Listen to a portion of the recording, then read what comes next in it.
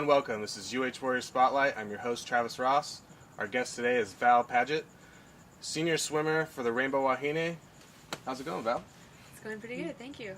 How'd this summer go? There's no off season for swimming. You swim year round. Yeah. How did this summer go? This summer went really well. It was actually, I took the last couple of summers off due to injuries, and this summer I was able to stay here and train with my team.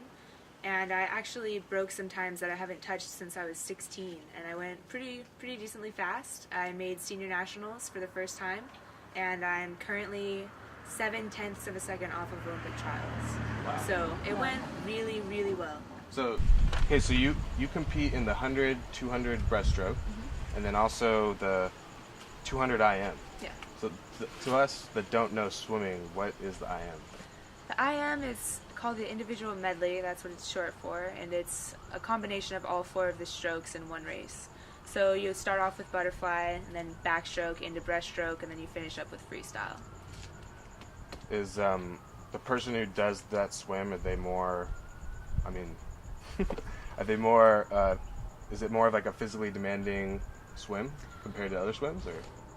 All of the races, for the most part, are pretty hard. IM is definitely challenging because you do have to be pretty good at all four of them. Since I'm a breaststroker, I kind of have an advantage. Since breaststroke is more towards the end, I have a chance to catch up right there. If a butterflyer will go out and go fast, I can hold my own. But when it comes to breaststroke, that could really make or break you. So that's pretty much why I'm an IMer. Swimming is a individual sport. It's also a team sport. How does it become a team sport?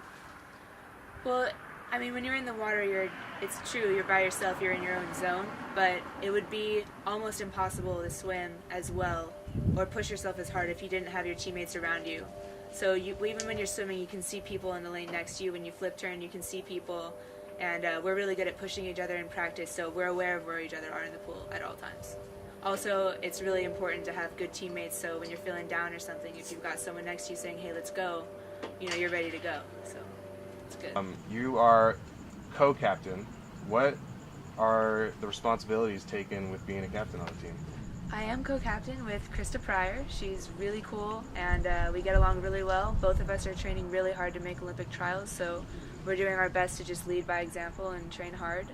Our personal goals would be to make Olympic trials, and for the team, we want to unleash everyone's talent. We want no talent to go wasted this year, so everyone will be at their full potential by conference, and that would be our main goal. Let's talk about where you came from and why you chose University of Hawaii.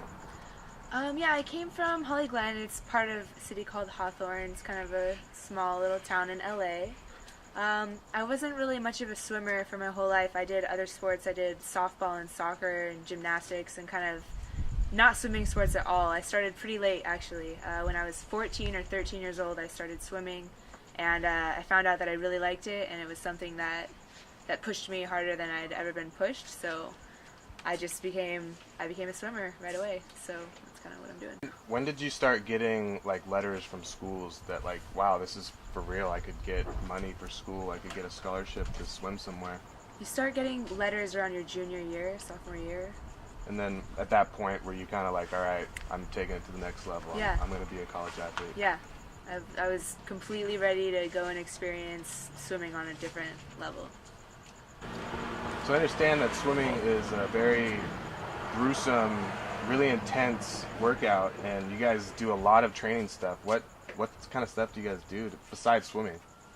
Well, we have practice twice a day, Monday, Wednesday, and Friday. Every morning we go 6 a.m. So not only is it physically demanding, but you definitely have to have everything else in your life balanced so that you get enough rest. We lift weights 3 times a week. We also run, and we do bands, we have med balls, we run stairs. We do everything that we can possibly do that'll make us better.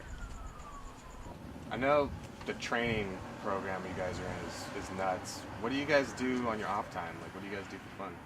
For fun? I don't know. The cool thing about our team is that we have a lot of diversity. We've got people from all over the world, and everybody just kind of has their own little hobbies, but we're kind of a little family, so we like to hang out, we like to do stuff together. We go to the beach, hang out at my house. We have a pretty large house, we can fit a lot of people, so it's fun. Everyone does something different. Some of the fun things are doing nothing. Yeah, maybe. resting. That's big.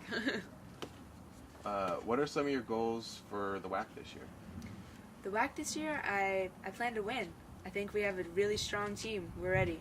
So I think we're going to go in there and we're going to swim as hard as we can. And win or lose, I know we're going to have a good time, but I have full confidence in my team this year that we'll take it.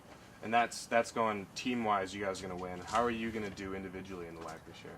Individually, I'm just going to unleash whatever I have left. This is my last year, so I don't have anything to hold back. That's what I'm training for right now. So I'm not technically training for conference this year so much as I am the bigger picture, because collegiate swimming is wonderful and it's really competitive.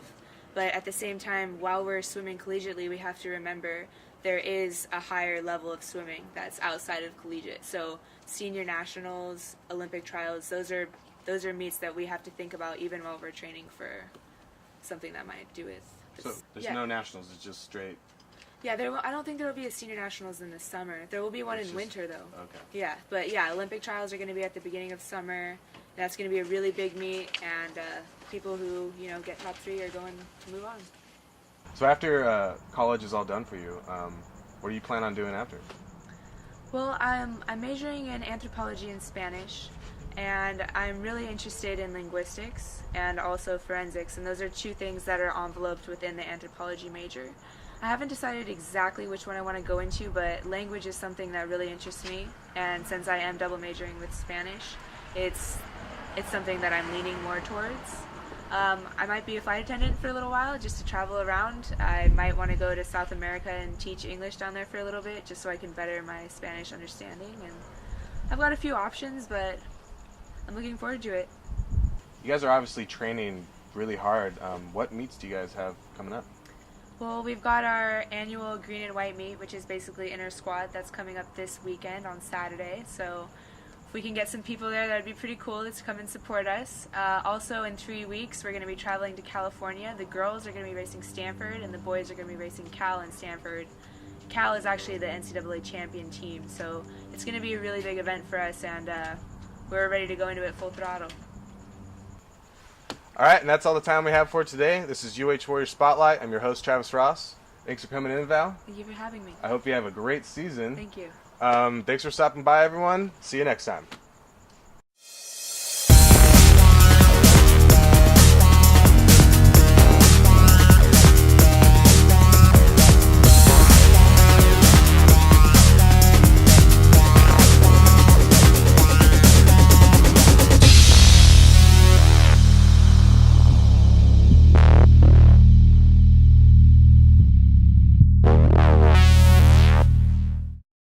Time we have for today for UH Warrior Spotlight. I'm your host, Travis Ross. This is Val Pagett.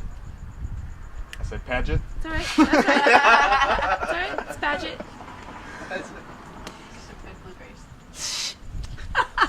Pagett. You should put the bloopers in at the end. That was a good one. Oh, we will. All right.